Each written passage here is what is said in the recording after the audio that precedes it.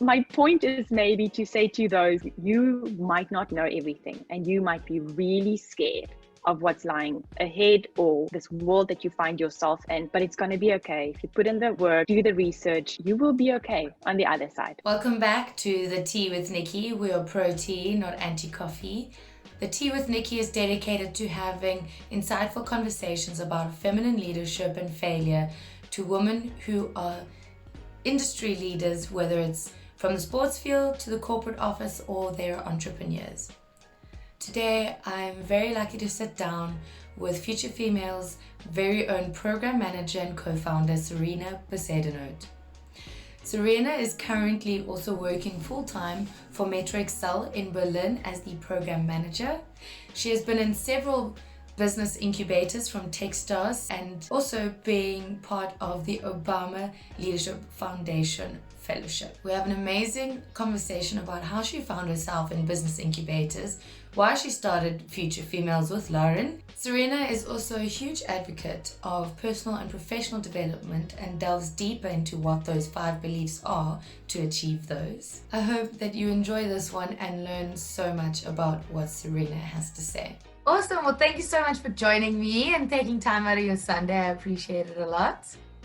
Oh my gosh, of course. I'm so excited to be here. Thank you. So you've been involved with several business incubators in South Africa over the years. What was your initial attraction to your position at Techstars? And can you tell us also what is Techstars exactly? Yeah, so Techstars is one of the top 3 incubators or accelerators in the world. They are both a VC, so they invest in startups, but they also develop. So a company developer based in the US and all over the world at this stage. You know, they're in Africa, obviously in the US, Africa, Europe, and Australia. And so they run these programs either with another corporate in a specific sector or a city program, which is like, it can be any sector. So any idea that you've got. They focus mostly on early stage companies, and they said they're a VC, so they invest in it and they help them specifically around the mentorship and coaching. It's a very big part of their development. And so I took a position as an operations associate with the fintech program that Techstars ran with Barclays in Cape Town. I was doing that at that stage just after I had completed my MBA. And what led me there was I did my thesis in my MBA on the lean startup principles. And I tested that in a bank. So I did a case study in a bank to see, can a corporate run their innovation department on the lean startup principles?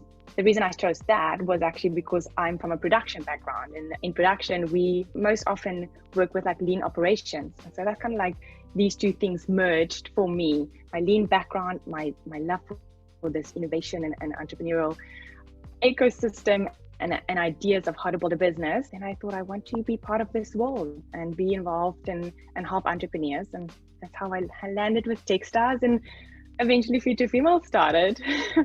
So speaking on eventually Future Females started, is that why you also got into starting Future Females with Lauren? I know you guys met at Techstars.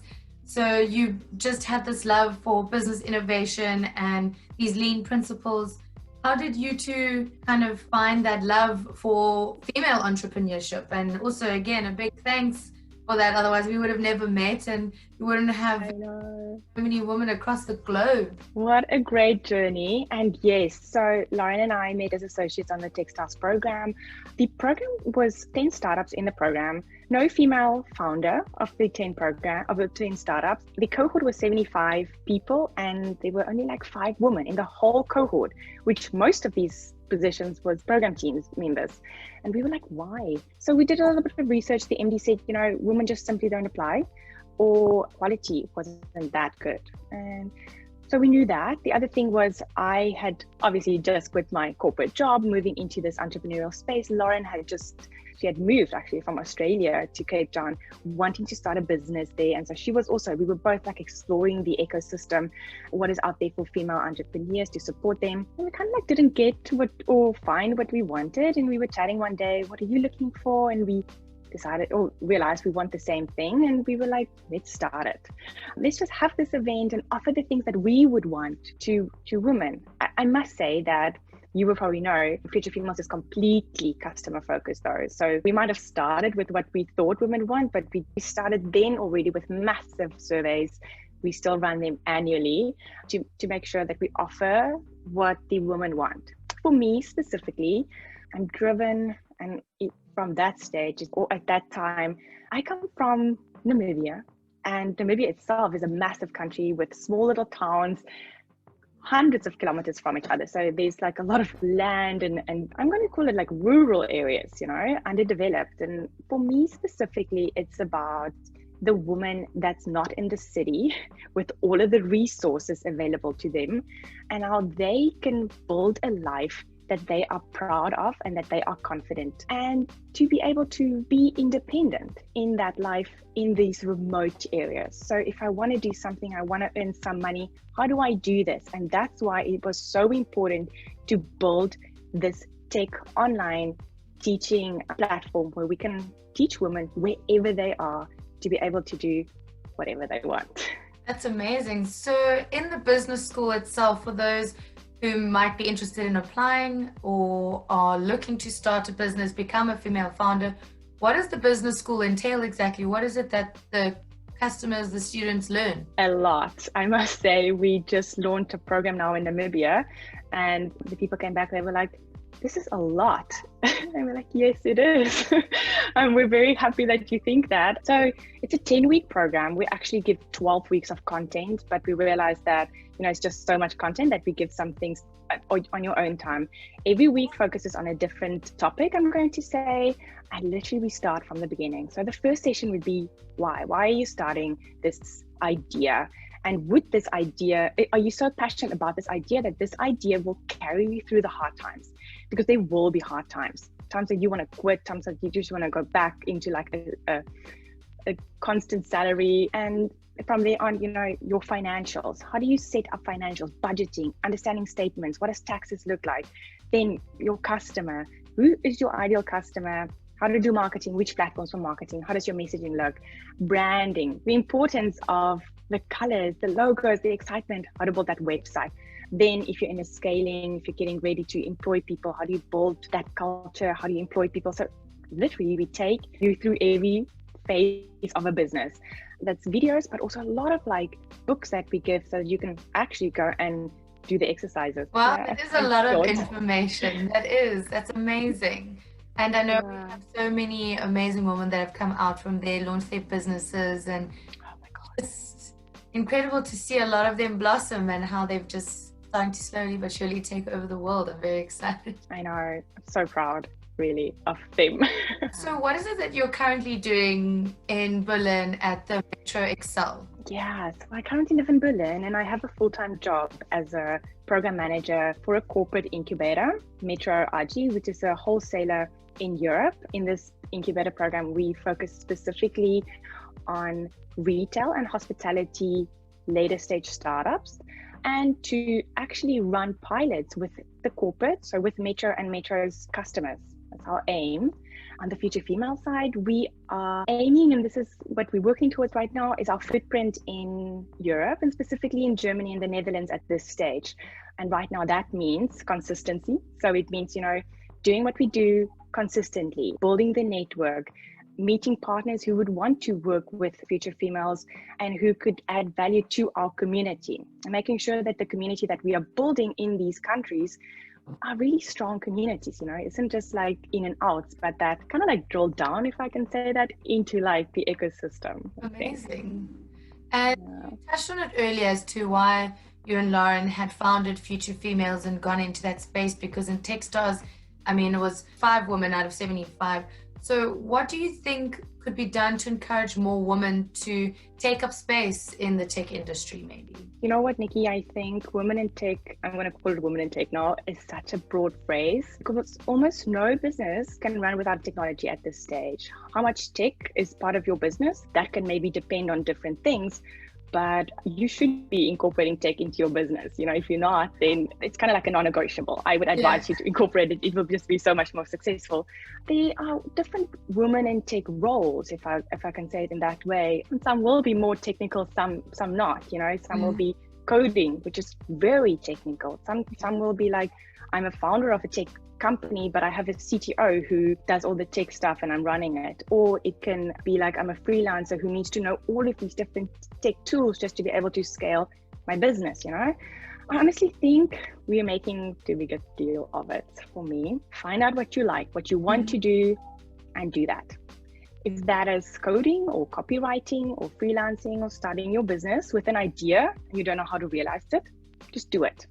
Like anything else, or like everything else in life you want to be successful in or want to do, put the work in. Determine where you need help and what type of help you need, and reach out and ask for that. Work hard, be consistent, because success is normally on the other side of consistency. Also, we as women, we don't need to be afraid or scared anymore. There's so much help out there, and we actually just need to step out of our comfort zone. This might mean that you're the only girl in the coding class, in the engineering class, or a woman pitching to like a whole board of male VCs, or like a VC board of just males. But hey, things are changing and people want to help. So actually, most of the time, we are our own obstacle, because we can do so much and there is so many people that want to help. I know you're also quite big on personal development as well as professional. So I stalked your LinkedIn profile and I saw that you listed that you have 5 personal and professional development beliefs. So can you please share with us what those are and what they mean exactly? Yes.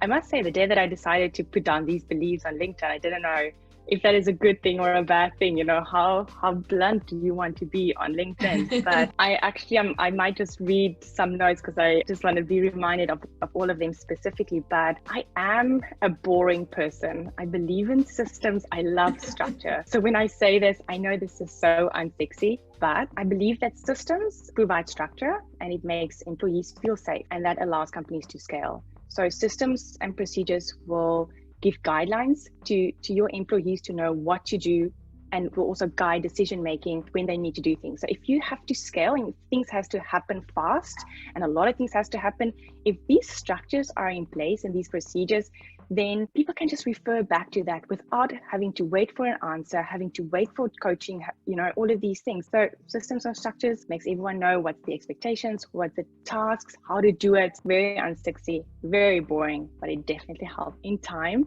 Then creativity, I believe, is the foundation and the backbone of everything. I also think people think that creativity is maybe just being able to paint the Mona Lisa, or, you know, something really beautiful or extravagant. And they don't understand that creativity can sometimes look very different to what we imagine it to be. One of my mentors in the early stages said to me, Cerina, you bring structure to chaos, and that's your creativity. So you can, it's almost like, you know how in movies they have those mathematics and it's just like numbers and figures all over the place, and then at the end it's like a beautiful reading thing. So he explained it to me like that, and I was like, okay, that can be creativity too. And I think we also lose creativity as we grow up, and we just go on these tasks and what do we need to do and all of these things. But when we go back to being creative, if we allow ourselves to imagine or to build things with our hands, or just whatever creativity is for you, then you're actually much more productive, because there's some joy, there's some happiness, there's some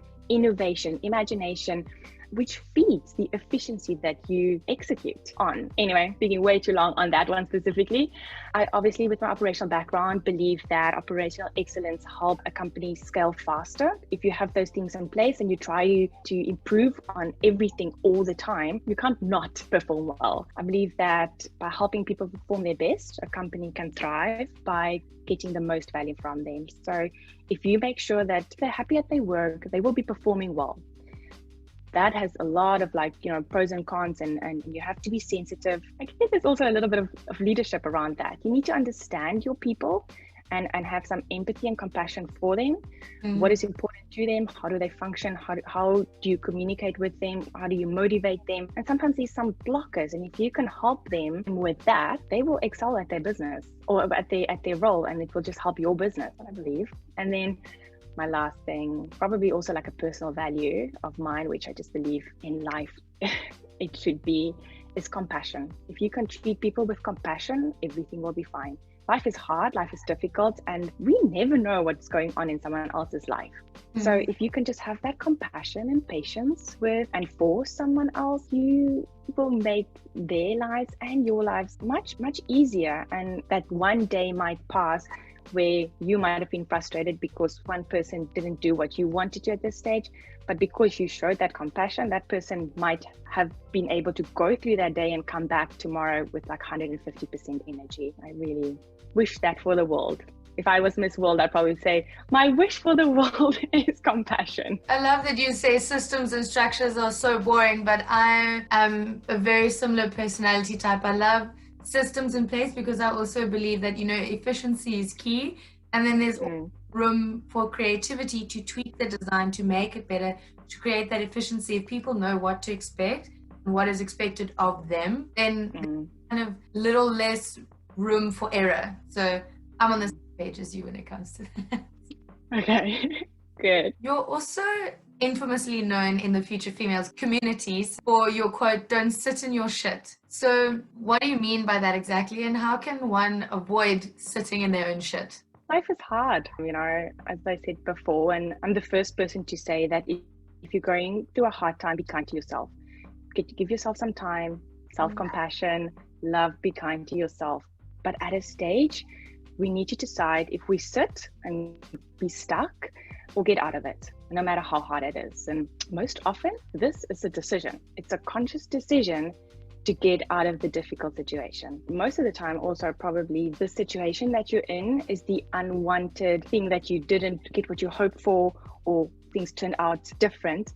And so for me, it's just, yes, bad things happen, kind of like part of life, but it does happen, and it's okay to sit in it and feel it and be kind to yourself. But at a stage, we need to stand up. You need to stand up, make that conscious decision to say, okay, I'm walking the other direction, not going to sit in this problem anymore. It's going to be hard. It's going to go against everything that I wanted and hoped for, but it's going to be okay. I'm choosing to walk on and to move on and get out of this situation. That's basically it for me. So what is your proudest moment of being the Future Females co-founder, or one of them? Oh my gosh, Nikki, that is probably the most difficult question. We reflected a little bit on this also in our 1,000 days with Future Females.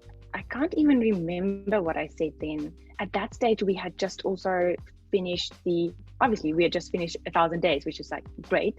Number one, we had just gone through COVID lockdown. We as a team had to start working remotely, getting used to that. We had to onboard people during the lockdown, which was super difficult, how to share the culture. And the team did so well. We pivoted on our chapters leg, we pivoted to online events, how the team just embrace that, and the ambassadors, they just did it. So that was so nice. Also, we just ran the Your Income Summit, which was such a massive success, like more than 6,000 people signing up for that. So many proud moments. I must say now, where I am today, every Friday at 2:00, I actually have like a calendar pause to reflect on the week, personal learnings, but also then for the business. And right now, I feel like every week there's things that now I'm the happiest. I always send the team, which you are part of, would probably go like, Cerina's so soppy every Friday. But if I don't say it like in Friday drinks, I would probably send a message to say, hey, this is the things that was just wonderful this week, and just hands up to you all. So I don't actually have a favorite one. This week that just passed, we signed 3 massive deals for Future Females, which I'm so proud of for the team and of Lauren. So right now, this week was probably the most amazing week for me about Future Females. And I'm also sure it's going to change next week when we actually implement it then. So many things. Sorry for not one thing in specific. I just think right now it's a wonderful journey. It's amazing. And I just want to circle back quickly to what you said. So every Friday at 2, you take a pause from the week to just reflect back on it, and what is it you're grateful for, or to reflect what the week brought? What is it that you do exactly every Friday? So some time ago, actually, I believe in this growth mindset thing. And so there's a couple of questions which the growth mindset would actually like prompt you to ask yourself. What did you learn? What did you also experience which you learned from? So there might be specific things that you learned during this week, this and this, but then there were also situations that you might have learned from. If you reflect, if you go and think like, oh, okay, this happened. But so there's a couple of questions, and I would pause on that and go like, okay, what did I actually learn? what will make me better next week in like handling different things, like on hard skills, on soft skills, and communication. But then also, what did I achieve for the work? So I have this pause actually every Friday at 2. Just sometimes it's a long, I block it normally for an hour. I can never stick to that, but a little bit of a consciousness to go like, okay, reflect. What did you learn? What can you take forward? What didn't work? What do you want to drop? But that is that consciousness. Yeah. That's so much. That's so good, I think, as well, because then it helps you to fine tune and take a beat and a pause, because we're always rushing to do everything and get to the next thing, and then what's next. But we forget sometimes to take a step and look at what we've achieved and what has been, what we've gotten. So important. And the final thing that I ask every guest is, what does feminine leadership mean to you, or how would you define it? There's so much to say about this specific topic. I'm going to start out with this one specifically. There's nothing wrong with you if you are soft and kind and compassionate. Like, I think so many women think that they need to show up with the masculine energy that they see or that they perceive are successful men in business. So that isn't necessary. I want to say that specifically. Number 2, we aren't that different from men, and leadership isn't that different. We as women might just execute it differently. We most of the time need to do the same things, and as I say, we will just do it differently. So we will have maybe a different kind of compassion, or a different way that we communicate it. And so we don't need to show up in this way that we think men are running the business. I'm also conscious of the fact that we have this idea of what women and men are around being, I'm going to call it soft or hard, and it's not always like that. I have met women with, I'm going to say, more masculine energy or harder energy than men themselves have. For me, there's actually no such thing as feminine leadership right now. There are good leadership principles. And for me, example, that would be like compassion, communication, the things every single leader will and should do and incorporate in their leadership style. Most important for me is that you are who you are and decide who you want to be as a leader. We all have people that we look up to, and that could be people, it could be, your parents, it could be people in your society, it could be people in your workspace that you go like, oh, that's a nice leader. That's one trait that I really like. So incorporate that into your style. Don't try to be someone else. Take these different traits that's beautiful for you and incorporate it in yourself.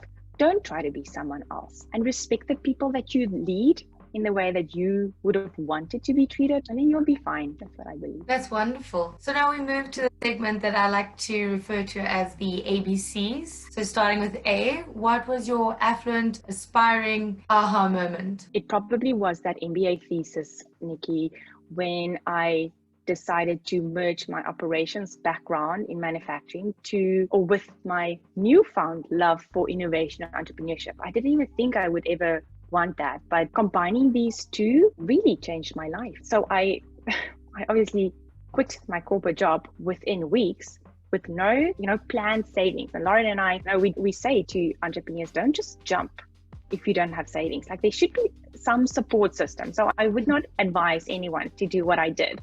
I did it, but that thesis definitely changed my life. It pivoted from a corporate, from specifically, a lot of laboratory work, into this entrepreneurial space, this world that opened up for me, different mentors. Yeah, that thesis was my change. Amazing. B, what was a blunder turned to blessing? I am blessed enough that there was no blunder. So that's number 1. But I must say, during Techstars, the specific, obviously coming from a food production background, I didn't know anything. I knew nothing. The learning curve was so big. And so I had this notebook, and I remember it was red, beautiful now if I think about it.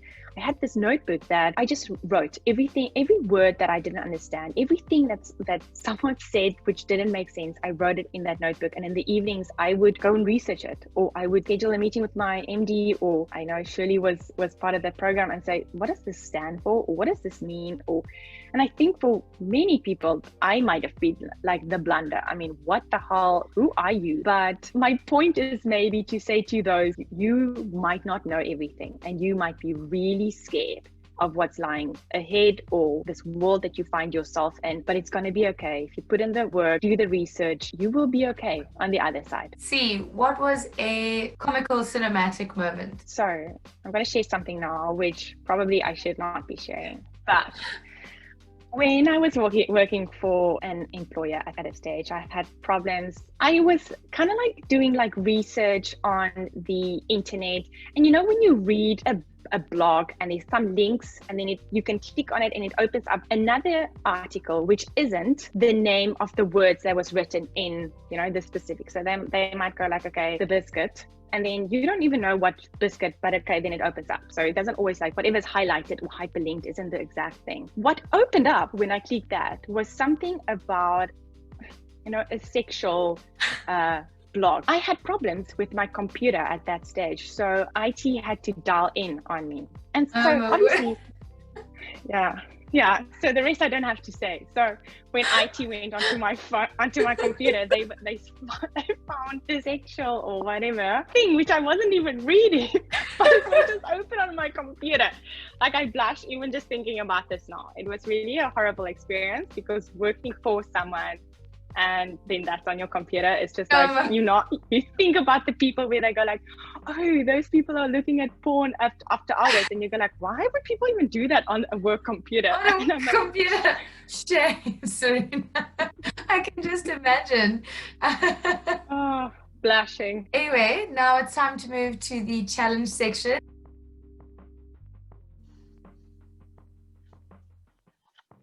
Does it make sense? Is it a bed? No. Okay. Wait. Oh, my pen! My pen is dying because it doesn't. No, I need a pencil. Nikki, you'll have to pause this. Oh my gosh, this is hysterical. Okay. Okay, wait. Okay. Oh my goodness. Bring it a bit closer. Okay.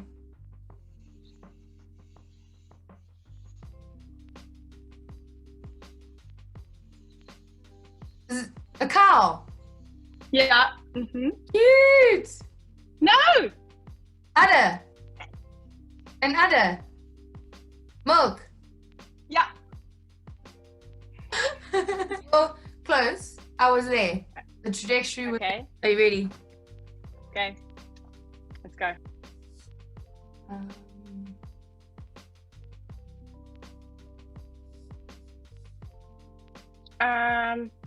Oh, leaf. No. Feather. Yes, feather. Yes. It's like, this looks like a leaf. It doesn't look like a feather. Well, I got it within seconds, so you're good. Perfect. Let's do one more. Okay. Ooh. Okay.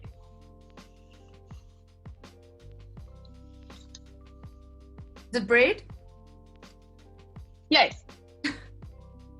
Oh, it's too easy, but it's fine. It's fun. Okay, I've got one as well. This one's going to be a little bit more difficult. I'm going to see my drawing skills go. So.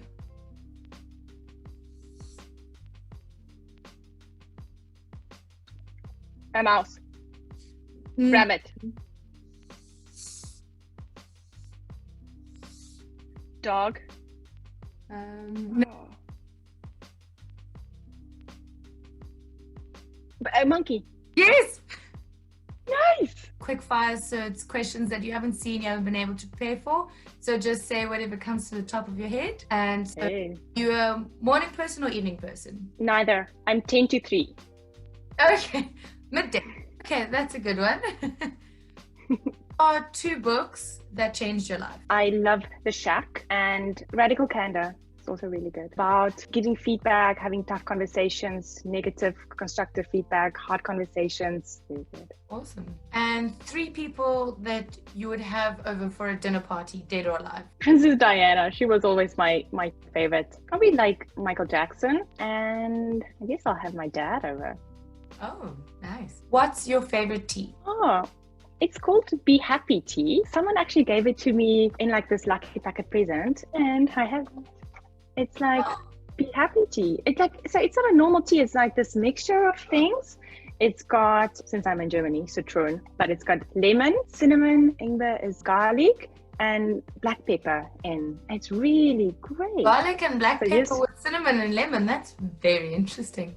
Very interesting. It's really nice. And also Be happy tea. Yeah, that's so sweet. What is something in your daily routine that you could not live without? I am religious, and that is one thing that is a non-negotiable for me. Spending time with God is definitely something that I do every day and enjoy and celebrate. That's amazing. That's wonderful. Thank you so much, Cerina, for joining me on your Sunday and for answering my questions and having some tea with me and showing me your favorite tea.